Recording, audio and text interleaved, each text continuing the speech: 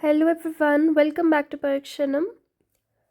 तो हमने इस पहले चैप्टर का जो कि चैलेंजेस ऑफ नेशन बिल्डिंग है उसका ऑलरेडी 2 पार्ट कंप्लीट कर चुका है। ये थर्ड पार्ट है। ठीक है, इसमें हम रीऑर्गेनाइजेशन ऑफ स्टेट्स के बारे में पढ़ेंगे। ठीक है, उसके बारे में डिस्कस करने वाले हैं। तो अब नेशन बिल्डिंग पार्टीशन के साथ तो ख़त्म नहीं हुआ था, है ना। जो प्रोसेस है, प्रिंसली स्टेट्स को भी इंटीग्रेट तो कर दिया, पर अभी नया चैलेंज क्या आया कि अब इंडियन स्टेट्स का इंटरनल बाउंड्रीज को कैसे ड्रॉ किया जाए, क्योंकि सिर्फ एडमिनिस्ट्रेटिव डिविजन्स नहीं करने थे, इस तरह से डिवीज़न होना चाहिए था, इस तरह से बाउंड्रीज बनाने थे ताकि जो लिंग्विस्टिक और कल्चरल प्लूरैलिटी है, जो डाइवर्सिटी है कंट्री की, वो रिफ्लेक्ट हो सके बिना यूनिटी को हार्म किए। ठीक है, कॉलोनियल रूल में जैसे जब स्टेट बाउंड्रीज बनाई गई थी वो उनके एडमिनिस्ट्रेटिव कन्वीनियंस के हिसाब से बनाई गई थी। ठीक है, लेकिन हमारे नेशनल मूवमेंट ने इस डिवीज़न को रिजेक्ट करके बोला कि भाई ये तो आर्टिफिशियल है, लेकिन उन्होंने प्रॉमिस किया कि फॉर्मेशन ऑफ द स्टेट्स का बेसिस लिंग्विस्टिक प्रिंसिपल ही होगा। ठीक है, तो नागपुर सेशन हुआ था कांग्रेस का 1920 में। उसमें इंडियन नेशनल कांग्रेस पार्टी जो है उसके भी रीऑर्गेनाइजेशन को इसी प्रिंसिपल पे बेस कर दिया। ठीक है, तो कई सारे प्रोविंशियल कांग्रेस के जो कमिटीज़ थे वो भी लिंग्विस्टिक जोन्स के हिसाब से ही बन चुके थे।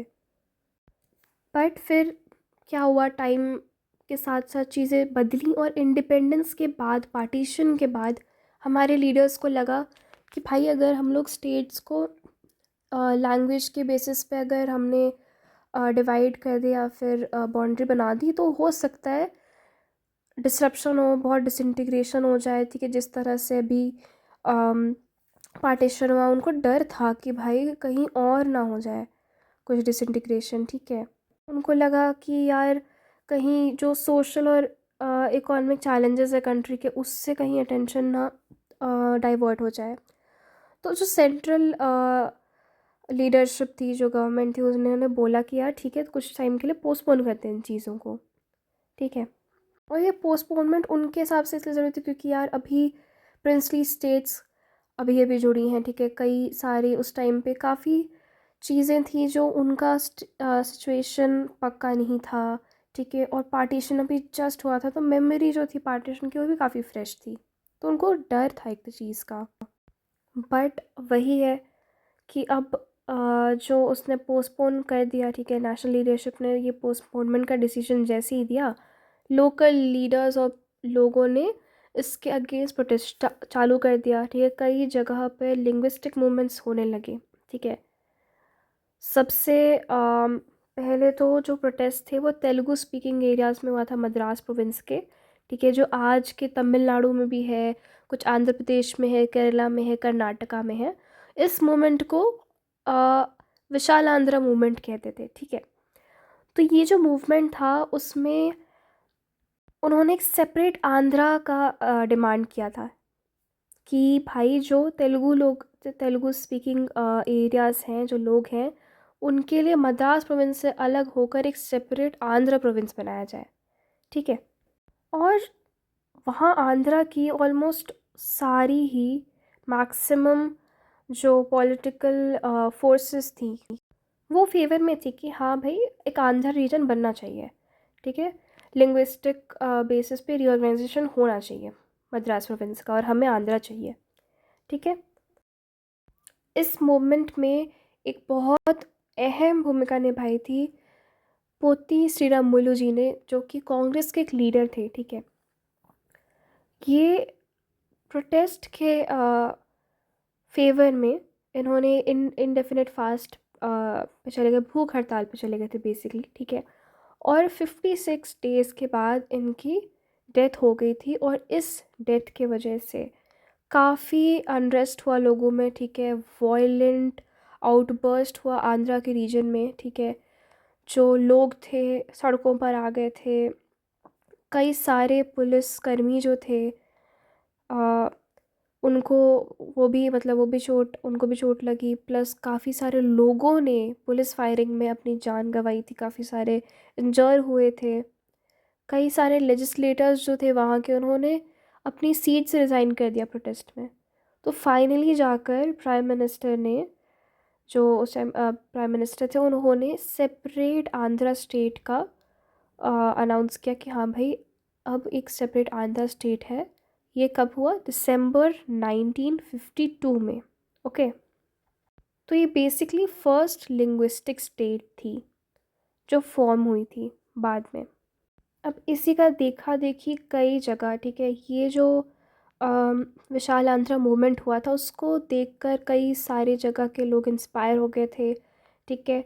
वो लोग अपना अलग अलग सिमिलर मूवमेंट्स पूरे इंडिया भर में आ रहा था।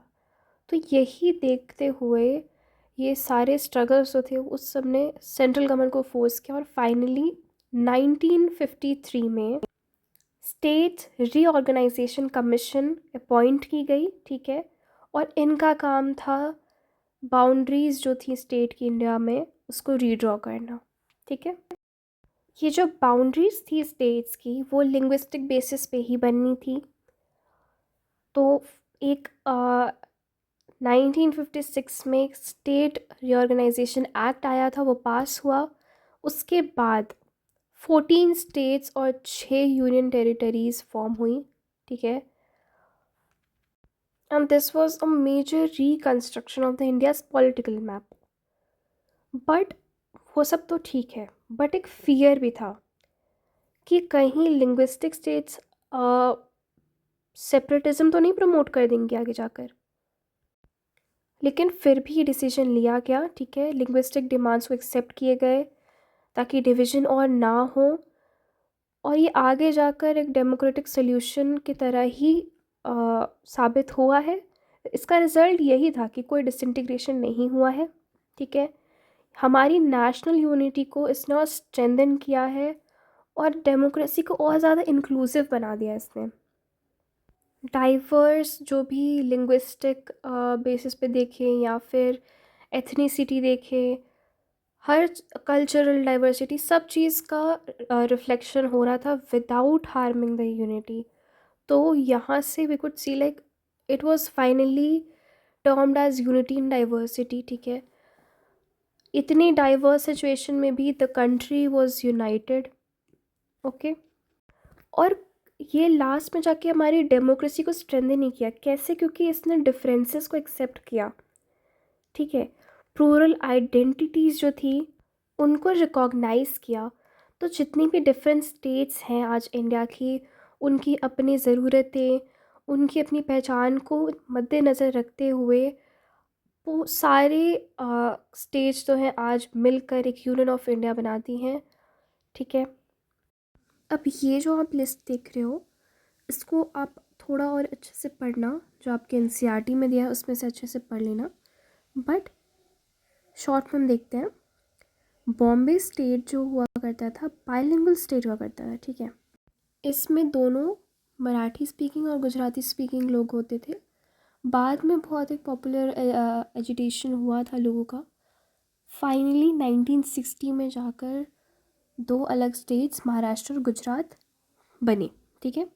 सेकंड हम पंजाब का स्टेट देखते हैं। तो पहले वहाँ पे भी दो लिंग्विस्टिक ग्रुप्स हुआ करती थी, जो है कि एक होती हिंदी स्पीकिंग, एक थी पंजाबी स्पीकिंग, ठीक है। तो जो पंजाबी स्पीकिंग लोग थे उन्होंने एक डिफरेंट स्टेट का डिमांड किया, बट स्टार्टिंग में 1956 में वो नहीं उनको मिला था, ठीक है, ग्रांट नहीं किया गया था।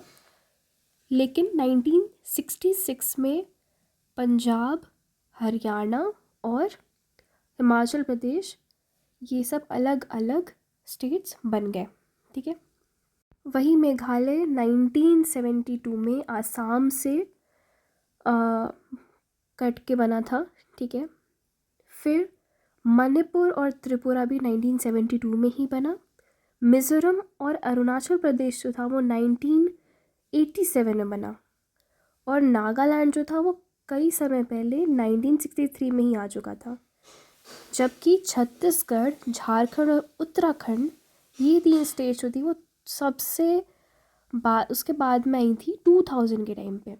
और फ्रेश देखा जाए तो नया स्टेट जो है अभी सबसे ज़्यादा वो है तेलंगाना, जो कि 2 जून 2014 में आई थी। और ये रीऑर्गेनाइजेशन का सिलसिला अभी भी ख़त्म नहीं हुआ है। कई रीजन्स हैं कंट्री में जो कि आज भी मूवमेंट करते हैं और डिमांड करते हैं सेपरेट और स्मॉलर स्टेट्स की।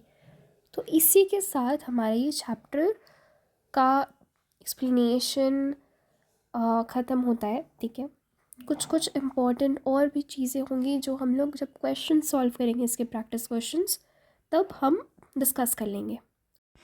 इस चैप्टर के अगले पार्ट में हम लोग इस चैप्टर के कुछ MCQs, ठीक है, कुछ MCQs सॉल्व करने वाले कुछ प्रैक्टिस क्वेश्चन सॉल्व करेंगे। So stay tuned. And also a very important thing that कोई भी NCERT में जितने भी पिक्चर बेस्ड क्वेश्चंस हैं, kindly go through it very well. Okay, thank you so much.